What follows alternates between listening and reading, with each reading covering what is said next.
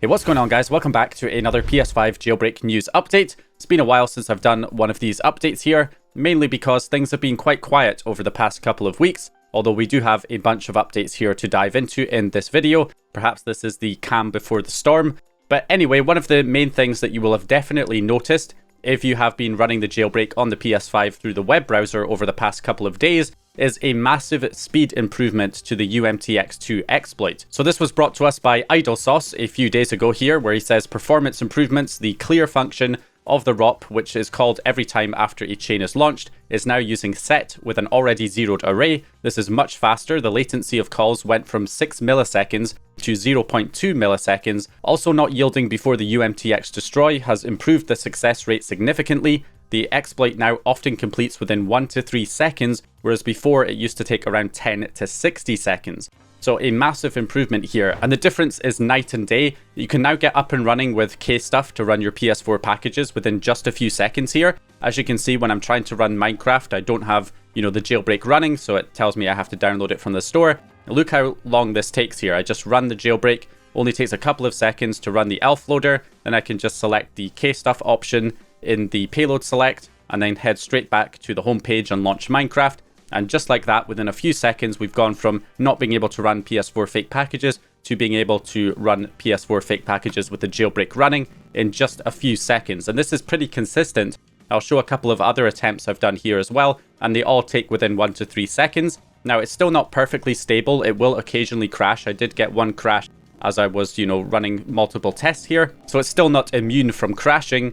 So I wouldn't say it's necessarily as stable as the Lua exploit, but it's certainly as fast or faster than the Lua exploit, which I didn't think would actually ever happen with the web browser. But here we are. We finally have a much faster exploit here. So anyway, this is an absolute huge improvement, and obviously I would highly recommend using the UMTX2 exploit now over UMTX1. Before the speed improvement, most of the time UMTX2 was more stable and generally faster, but there was the occasional time where it would take up to a minute to actually launch, which was even slower than UMTX1 occasionally. But now there can be absolutely no doubt that UMTX2 is much, much faster. And I even use this over the old IPv6 exploit, because when I was not making videos, whenever I would run the jailbreak, I would use the IPv6 exploit because I have a 4.03 console that can run that older jailbreak, which was more stable than UMTX1 and normally launched faster than UMTX1. But now that we have this speed improvement with UMTX2, it is now my go-to option for running the jailbreak with the web browser. So anyway, big improvement there thanks to IdleSauce. And of course, you can download the package file from the repo here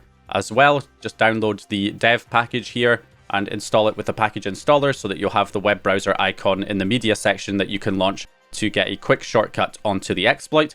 So definitely install that if you don't have that already. So another thing I came across recently was the Mario Kart game. So this is a homebrew version of Mario Kart 8, which has a bunch of tracks that you can play that have been compiled for the PS4, which also run on the PS5, of course, as well. So you can actually run Mario Kart now on your PS5. So the original project was from Shen35 or Ishan35, and this project was not meant for PS4 or PS5 initially. But you can see here, this is a 3D Mario Kart game created with a Unity game engine with C#. Kart Racer supports items like anti-gravity mode, computer players, underwater mode, and real-time shadows and lighting. So this project's been in the works for several years, basically porting it for Unity for running it on the PC and other devices. But it was recently compiled into a version that can run on the PS4 and PS5 by Hotshots79, I believe. Now, certain textures and effects have been disabled in order to get it to run more smoothly on the PS4 and PS5, so it doesn't quite look as good as it does with the original project on PC, but you can still actually get it running on a PS4 and PS5, and it works pretty well, and I'm honestly surprised at how much it does feel like Mario Kart 8. From the little amounts I've played of Mario Kart 8, this homebrew app does a pretty damn good job of emulating the feel of that game. So yeah, pretty awesome project. You can go ahead and check it out. It's definitely not in a complete state, so there are certain bugs that you will run into with this, and it's not, completely stable in terms of frame rate, but still an awesome project to check out here for the PS4 and PS5. So I'll leave a download link in the description along with the original author's YouTube channel and project down there as well. So there's also been some improvements to the Blu-ray version of the exploit, particularly for people on 6.0 to 6.50. So there's been several updates here. Now this is basically a modified version of the 4.1.1 jar loader from Hammer 83 that's been modified by IAK Dev or IAK Dev, and I believe Carbar as well. So the idea behind this is it's adding a couple of new features. One feature is a USB ELF and bin sender, which basically allows you to load the payloads from a USB drive. So even though you're using the Blu-ray to actually, run the jailbreak, and when it comes to loading the payloads, you can select the USB option, and then any payloads that you put on the root of a USB drive that's connected to the PS5, you'll be able to load them. That way, if there's any updates to the payloads, you can just copy those updates to a USB and load them from there, instead of having to reburn a disk to write the updated payloads to the disk itself. So that is a handy feature that's been added. There's also a pipeline runner with a all-in-one option. So when you select this option, it's designed to run ETA hen, so it will run everything for you. So instead of running UMTX, then the ELF loader, then the payload, it will basically do that for you. So it'll run UMTX exploit, it'll run the ELF loader, and then it'll wait a few seconds, and then it will run ETA hen, so that it's just one option to basically run the entire chain. And then once that's complete, you can then exit back out, and you'll have ETA hen running and your console jailbroken. So that is the advantage here of this particular feature.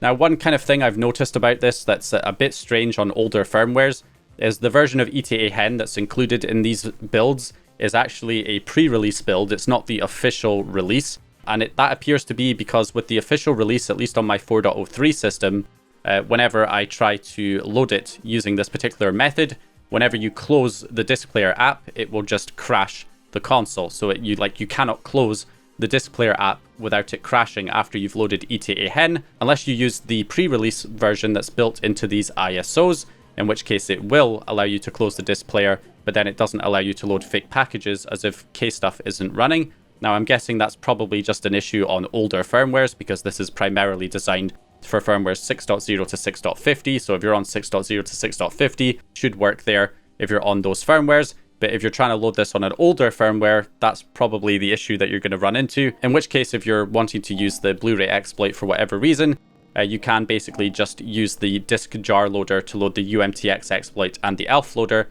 and then close the disk player before running ETA hen, and then just send ETA hen using a payload injector from your computer to load it after the disk player is already closed, which is how you can get the official ETA hen build running with the Blu-ray exploit. But yeah, anyway, another handy feature that has been added there. We also have lots of new PS5 game dumps that are being released constantly. Every day there seems to be new PS5 game dumps appearing. Games like Lies of P and Atomic Heart and lots of other games, including Hogwarts Legacy, which now I believe has DLC included. There's Duplex releasing PS5 game dumps now as well. So lots of new PS5 games being made available. Usually wherever they're posted, they'll say what firmware they were dumped on or what firmware they're expected to work on.